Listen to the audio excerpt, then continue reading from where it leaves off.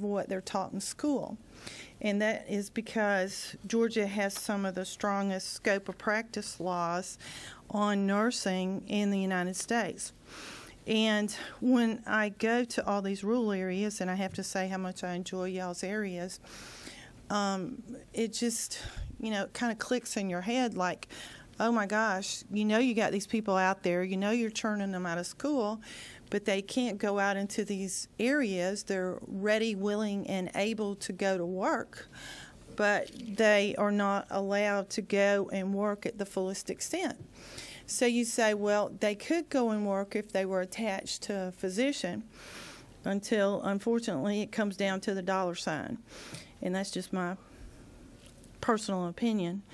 But that seems to be the issue with scope of practice. It's everyone protecting their own turf. And it's very good to get up here and talk about collaboration.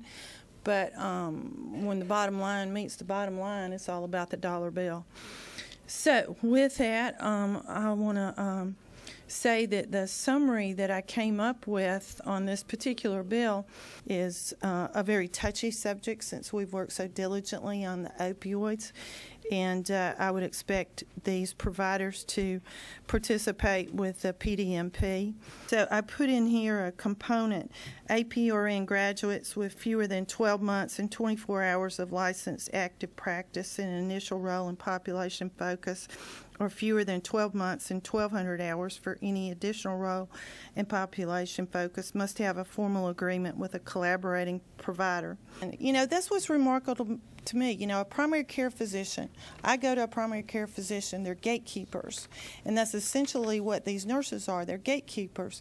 If you've got a cardiology problem, they hear a heart murmur, you got blockages, you're short of breath, then you go to a cardiologist. If you got urinary tract problems, you go to a urologist. You got your prostate, you go to the urologist. You got this, you go somewhere else. They're basically gatekeepers. And that's what the insurance companies are mandating, that, yeah, they can take care of the diabetes or some problems, the hypertension, but they're basically gatekeepers. For your view of family physicians, we are much more than gatekeepers, actually. We manage 85 to 90% of medical problems that walk through our door. Let me just take exception. I was talking about my physician. Okay. Whenever I go in with a heart leg, I go to the orthopedist. You got this, you go there. I was just talking about my personal experience. Well, you're welcome. Some who support this legislation might argue that some care or poor care is better than no care at all. However, health outcomes data show that medical errors are now the third leading cause of death in this country. When patients seek care, they deserve competent care that doesn't lead them into further health problems, but rather leads them toward the wellness they deserve. All fully trained physicians are required to complete a 4-year bachelor's degree, 4 years of medical education, and then a minimum of 3 years of residency that include 12,000 to 16,000 hours of clinical patient care. Family physicians are also required to complete 150 hours of continuing medical education training every 3 years. If board certified, must sit for their board exam every 7 to 10 years, along with completing annual requirements to maintain their certification. Research shows that in states that have an APRN independent practice, that APRNs actually do not move to rural and underserved communities, but continue practicing and serving in urban areas. Finally, this bill has the potential to add to the existing problem of overutilization of scarce healthcare resources and increasing costs due to inappropriate referrals and ordering of imaging, such as CAT scans, that may not be medically indicated. However, what is most concerning is the potential for overprescribing of medications such as antibiotics and controlled substances that could worsen the opioid crisis in our state. Georgia ranks among the top 11 states with the most prescription opioid overdose deaths. In a state that is battling an epidemic of opioid and substance abuse and addiction, we strongly feel that it is unwise to allow an additional group of clinicians with arguably far less training to be able to prescribe controlled substances and without appropriate supervision or guidance. Georgia does not require nurse practitioners and collaborating physicians to practice in the same location. That means that today, right now, nurse practitioners have the ability to practice in rural areas if they choose to do so. They just don't. That may be because it's difficult for any medical practitioner to create a thriving practice in rural areas where much of the population may be uninsured or underinsured. In fact, Arizona has had nurse practitioner independence since 2001. After nearly 17 years, fewer than 11% of Arizona's nurse practitioners are in rural areas, and they serve fewer than 15% of Arizona's rural population. I'm concerned about a two-tiered health system, one in which urban residents and rural residents have completely different levels of care.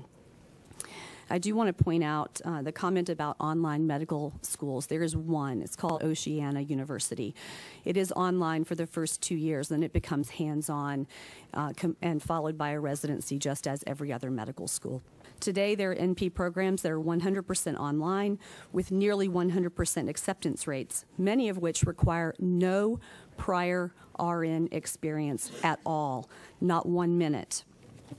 And they require as little as 500 clinical hours of experience for graduation.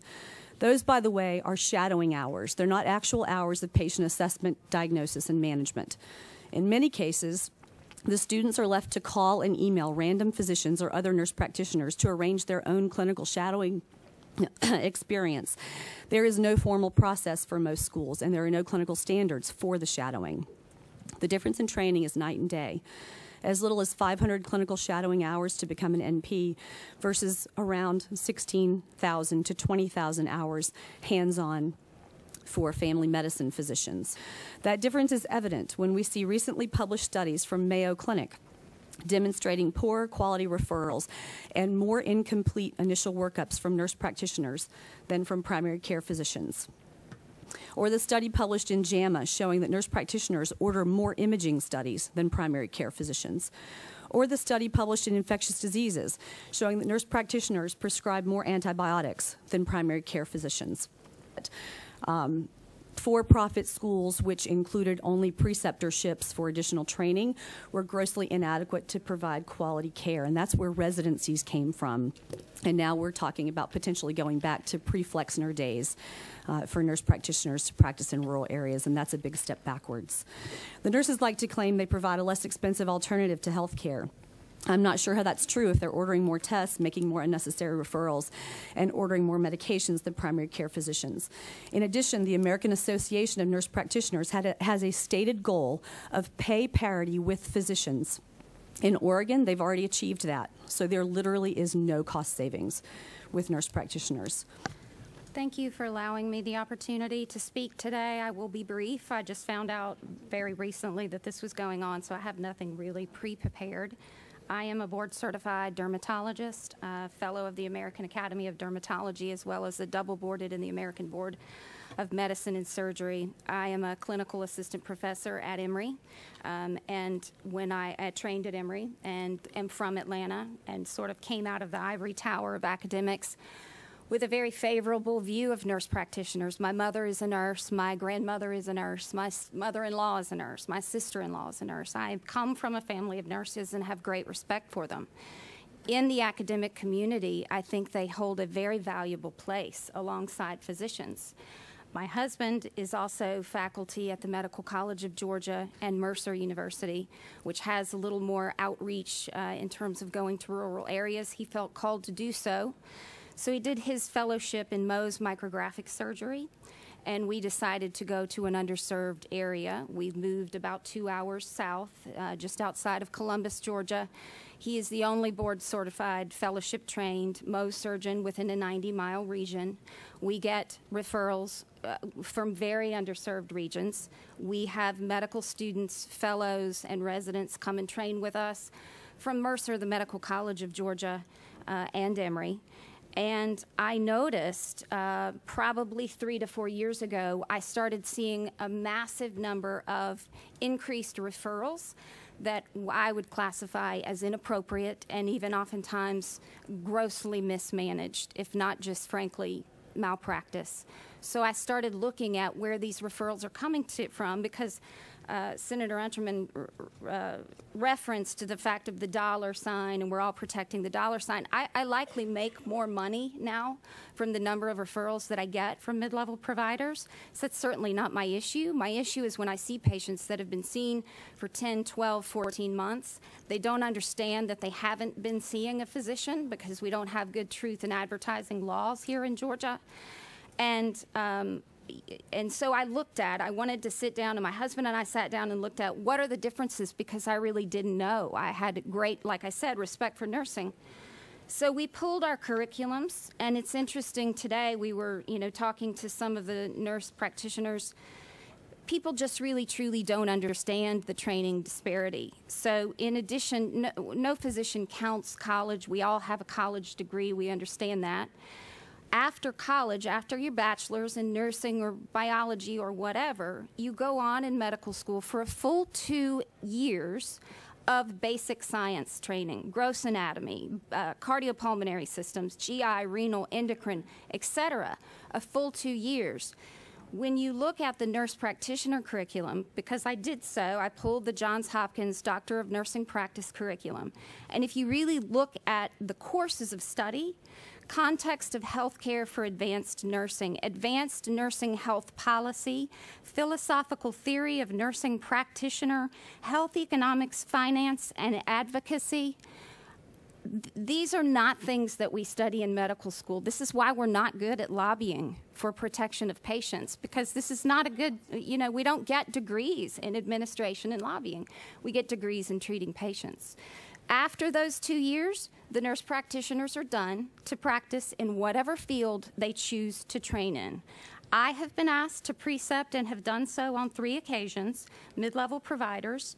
It was 600 supervised clinical hours, which simply meant they followed along behind me and watched what I did. That's 3 months of a 40-hour work week, and they're released to be a full authorized practitioner of care.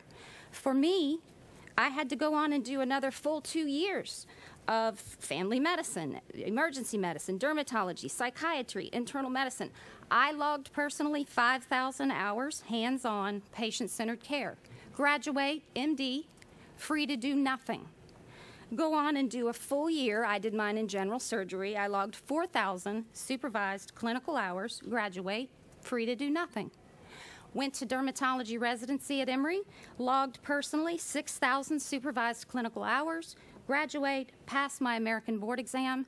Now I'm considered a dermatologist. The disparity is huge. Myself personally have logged in 17,000 clinical hours as opposed to 3 months of shadowing another practitioner.